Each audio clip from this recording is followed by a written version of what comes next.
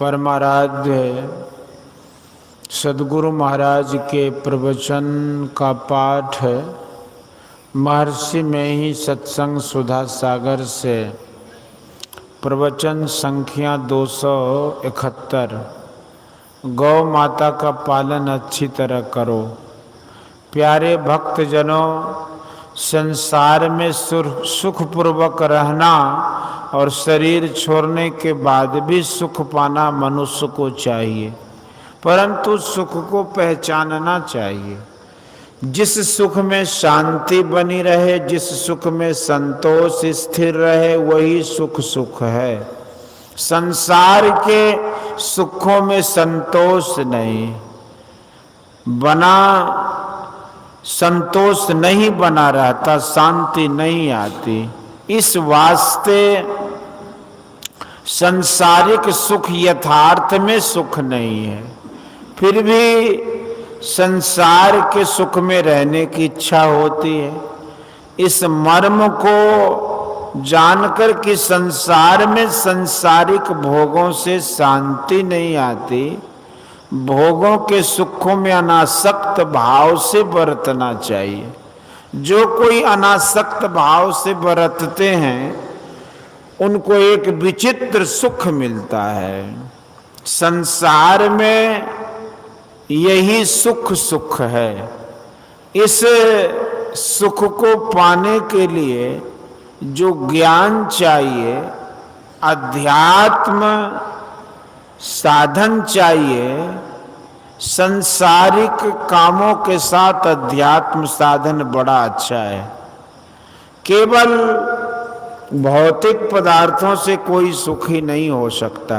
भौतिक पदार्थों को छोड़कर भी नहीं रहा जाता, इसलिए संसारिक पदार्थों में अनासक्त भाव होकर बरतना चाहिए। शरीर में रोग होने पर औषधि का सेवन करते हैं। औषधि कोई कटु और कोई मधु होती है, उसमें मात्रा ठीक होनी चाहिए, नहीं तो विपरीत फल होता है। कटु औषधि विशेष लिया नहीं जाता, लेकिन मधुर औषधि भी मात्रा के अनुकूल होनी चाहिए। कटु औषधि दुख है और मधु औषधि सुख है। संसारिक सुखों में अनासक्त रहकर बरतना चाहिए। इसी का उपदेश संतों ने किया है। परलोक का सुख जो विषय सुख है, वह विषय सुख भी संसारिक सुख के तुल्य है। उसमें भी ऐसी आसक्ति नहीं चाहिए कि वही भोग हो। परलोक जिसको मोक्ष कहते हैं, उसमें बिना आसक्ति रहे कोई रह ही नहीं सकता। उससे अकल्याण होता नहीं, उसको छोड़ा जाता नहीं, उससे छूटा जाता नहीं। उसको अपनाना चाहिए।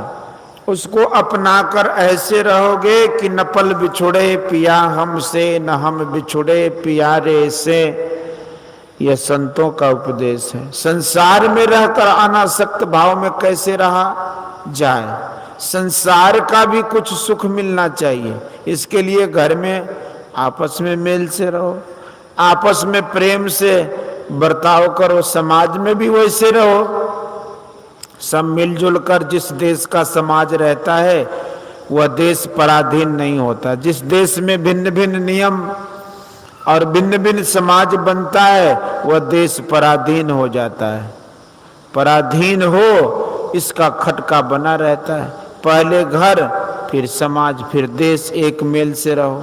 अपने देश में एक विचार हो जाए, फिर समूचे संसार में एक विचार, एक मेल हो, फिर कोई झगड़ा झंझट नहीं।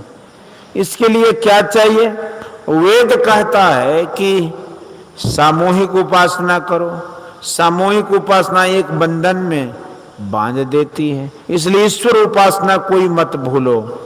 दूसरी बात है कि गौ की रक्षा करो। इससे सभी पौष्टिक पदार्थ मिलते, खेती होती है। बछड़े के बिना खेती नहीं होती, खेती के बिना अन्न नहीं मिलता, इसलिए गौ रक्षा करो। बचपन से ही दूध की आवश्यकता होती है और जीवन के अंत तक दूध की आवश्यकता रहती है। गौ के दूध की बराबरी में और कोई दूध नहीं। माता का दूध थोड़े ही काल तक और गौ का दूध जीवन भर, इसलिए गौ माता कहते हैं। लोगों, गौ हिंसा मत करो, लोगों से लड़ो झगड़ो नहीं, अपने यहाँ गौ का पालन अच्छी तरह करो। बूढ़ी माँ बूढ़े पिता को कोई घर से नहीं निकालते, न निकालना चाहिए। मोदगल्यायन भगवान बुद्ध के बड़े शिष्य थे।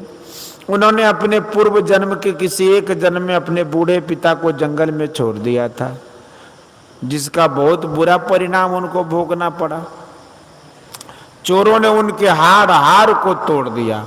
बुद्ध के यहाँ वे पहुंचे अपने रिद्धि के बल से, उसके बाद ही उन्होंने शरीर को छोड़ दिया। भगवान बुद्ध की बात झूठी नहीं है। महात्मा होने पर भी प्रारब्ध अपना भोग छोड़ता नहीं। लोगों को चाहिए कि अपनी बूढ़ी माँ बूढ़े बाप को कष्ट न दें, इसी तरह गौ माता को पालें। गौ बूढ़ी हो जाए, बैल बूढ़ा हो जाए, उसका पालन करे, सेवन करे, कभी न कभी उनका जीवन समाप्त होगा, मर जाएंगे। बेचो मत। यदि कोई इस तरह के बैल गाय को बेचता है तो उसको लेकर हिंसक हिंसा करते हैं, या हिंसा कार्य में मदद मत करो। हमारे कितने महात्मा लोग इसके लिए उपवास किए और चाह रहे हैं कि ऐसा कानून हो कि गौ हिंसा नहीं हो। हमारे देश का राज सब धर्मों का राज है। कितने धर्म के लोग इस देश में बसते हैं।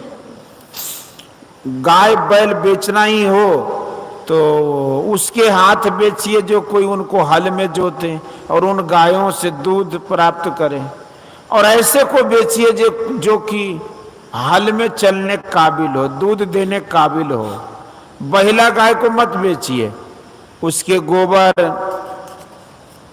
गोत से आपके खेत की खाद होगी, गौ से दूध भी मिलेगा, गोबर और गोत तो आपको मिलेगा ही, जो खाद होगी। वेद में आया है कि इनकी हिंसा नहीं करो। गौ हिंसा सुनकर हम लोगों का खून खौल जाता है, लेकिन बूढ़े बैल बूढ़ी गाय को बेचकर गौ हिंसा में मदद नहीं कीजिए। सारे संसार से गौ हिंसा दूर हो जाए असंभव है, लेकिन यही एक देश है जहाँ के लोगों को गौ की हिंसा सुनकर रक्त खौल जाता है, लड़ाई झगड़ा होता है। यहाँ ईसाई, इस्लाम, पारसी सभी धर्म के लोग हैं, केवल वैदिक धर्म के ही लोग नहीं हैं। इसलिए हमारे ऊपर के लोगों को यह विधान बनाने में देर हो रही है कि गौ हिंसा बंद हो। यद्यपि वे लोग भी गौ हिंसा नहीं करना चाहते। सबके सब गौ हिंसा करने के सबके सब गौ हिंसा करने के पक्ष में आ जाए, यदि समझ लें तो ठीक है। लड़ना झगड़ना मेरे विचार में नहीं है। जो महात्मा लोग हठ कर रहे हैं वे भी कुछ सोच समझ कर ही हठ कर रहे हैं। गौ पालन अवश्य करो, वह कभी भी मारने योग्य नहीं है। आप लोगों को मैं अनेक संतों, कबीर, नानक, उपनिषद, वेद और भगवान बुद्ध आदि के वचनों को सुनाता हूँ। यही संतों की वाणी का संग सत्संग है। जैसे किन्हीं की चिट्ठी होती है, उसी तरह यह वाणी संतों की चिट्ठी है। चिट्ठी आधी मुलाकात होती है। जिन संतों की मुलाकात नहीं, उनकी वाणी की मुलाकात या आधी मुलाकात ही क्या कम है। इसलिए सब संतों की वाणियों को हम लोग पढ़ते हैं। दूसरी बात यह है कि हमारा धर्म ऊंचा, हमारा मत ऊंचा, दूसरे का नीचा, इस बात से देश को बहुत हानि हुई है। जैसे कि पहले छुआछूत के कारण देश को हानि हुई, सांप्रदायिक अनमेल भी देश को बहुत नुकसान पहुंचाता है। यह धार्मिक संप्रदाय का अनमेल कैसे टूटे, इस तरह की सब संतों का वचन लिया जाए और उनके सार को मिलाया जाए। वह मिलता है वह नहीं। मैंने कोशिश की और देखा कि संतों के सदाचरण का एक उपदेश है, ईश्वर प्राप्ति का संतों के सदाचरण का एक उपदेश, ईश्वर प्राप्ति का एक रास्ता है। वेद उपनिषद संतों की वानियां सब में एक भाव। मैंने सत्संग योग नाम की पुस्तक में इन वचनों को संग्रह करके दिखा दिया। पहले भाग में वेद उपनिषद संस्कृत ग्रंथों के वचन है, दूसरे भाग में 50 संतों की वानियां हैं, तीसरे भाग में विद्वानों और साधकों के वचन है, और चौथे भाग में मैंने वह लिखा है कि संतों के ज्ञान को जो मैंने समझा, गुरु ने जो उपदेश दिया तथा उनके अनुकूल साधन करके जो कुछ अनुभव हुआ, इन सब बातों को दिया है। कोई किसी की पूजा का खंडन न करे कि कोई पश्चिम मुंह नहीं करे व कोई पूरब मुख बैठकर नहीं करे। दूसरे संप्रदाय के जो लोग हैं उनमें भी सूक्ष्म क्रिया एक है, सूक्ष्म साधन एक है। अंदर अंदर चलो, इसमें सबका एक मत है। इस प्रकार सांप्रदायिकता का भेदभाव मिटने से बड़ी शांति रहेगी। कोशी के इस पार में आप रहें और उस पार में आपके मित्र हों, और जिनको आप नहीं जाने वे भी रहते हैं, तो क्या वो दूसरा हो गया? एक ही जिला है। उसी तरह बहुत पानी के बाद यानी समुद्र के पार में यदि कोई बसते हैं तो वे दूसरे कैसे हैं? हम सभी एक हैं। एशिया महादेश और यूरोप महादेश, इस देश का विभाजन किसने किया? पानी ने। पानी जड़ और हम चेतन। पानी मजबूत हो गया और हम कमजोर हो गए। धार्मिक सांप्रदायिक भेदभाव मिट जाएं और भी जो भेदभाव हैं सभी मिट जाएं तो तोप गोला काहे को बने? हम इसको मारो उसको मारो, यह बात क्यों होगी? ऐसा भी तो बम बनाओ, ऐसा भी तो बम बनाओ कि सब कोई मिलकर रहो। यह बम तब बन सकता है कि धार्मिक विचार एक हो जाए। एक मेल से रहने के लिए पहले हम लोग जिस गांव में रहते हैं, जिस घर में रहते हैं, जिस प्रांत में रहते हैं, जिस देश में रहते हैं, मेल से रहें। इस एक मेल से रखने वाला धर्म है। आज विविध धर्म विविध तरह से फैलाए जा रहे हैं। असल में धर्म तो वह है कि जिससे ईश्वर से मिला जाए।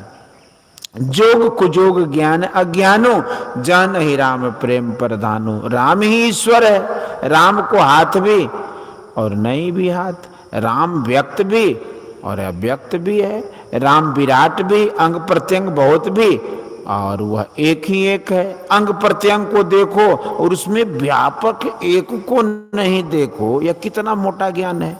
उस एक को मानने वाला, उस एक तक जाने वाला सभी हो जाओ, यही सनातन धर्म है। इस परम सनातन को भूल जाओ और केवल प्रचलित पूजा में लग जाओ, कितनी गलत बात है। इस गलती को भूल जाओ, सब कोई मिलजुल कर उपासना करो, यह वेद आज्ञा है। इसी के अनुकूल मैंने आप लोगों से कहा, बारीकी को देखो। विद्वान लोग कानून की बारीकी को खूब जाते हैं, लेकिन धार्मिक विषय में मोटे में लगे रहते हैं। यह बड़ी भूल है। धार्मिक विषय की सूक्ष्मता में भी जाओ। नाम वर्णात्मक भी है और ध्वन्यात्मक भी है। नाम कह और अकह है, दोनों को जानो। अघोषम अव्यंजनम अस्वरम च अकंठ तालोष्टम अनासिकम च अरेफ जातम उभयोष्ठ वर्जितम यदक्षरम न क्षरते कदाचित। अमृतनाथ उपनिषद। इसको भी जानो। जिनसे हम उपकार पावे उनकी स्तुति भी करें तो क्या सेवा करेंगे? हम बड़े कृतज्ञ हैं यदि स्तुति नहीं करें। इसलिए ईश्वर संत सदगुरु जो कि हमारे बड़े उपकारी हैं, उनकी स्तुति अवश्य करो और धर्म के सिद्धांत और उसकी परिभाषा जानो। इसके जाने बिना अनेक धर्म अनेक संप्रदाय कहकर लोग प्रचार करते हैं और वह रह पाता नहीं, जो बहुत गलत बात है। यह नहीं होनी चाहिए। इसलिए धर्म के सिद्धांत और उसकी परिभाषा जानो। लोग कहते हैं कि सोनबरसा आने के लिए पूर्व से, पश्चिम से, उत्तर से और दक्षिण से भी आते हैं। उसी तरह ईश्वर के पास जाने के अनेक रास्ते हैं। मैं कहता हूं कि 1000 बार कहता हूं कि ईश्वर के पास जाने का रास्ता एक है, जैसे भोजन करने का रास्ता एक है। जिसको ईश्वर स्वरूप का ज्ञान नहीं है, अपने स्वरूप का ज्ञान नहीं है, अपने शरीर का ज्ञान नहीं है, उसके लिए अनेक रास्ते हैं।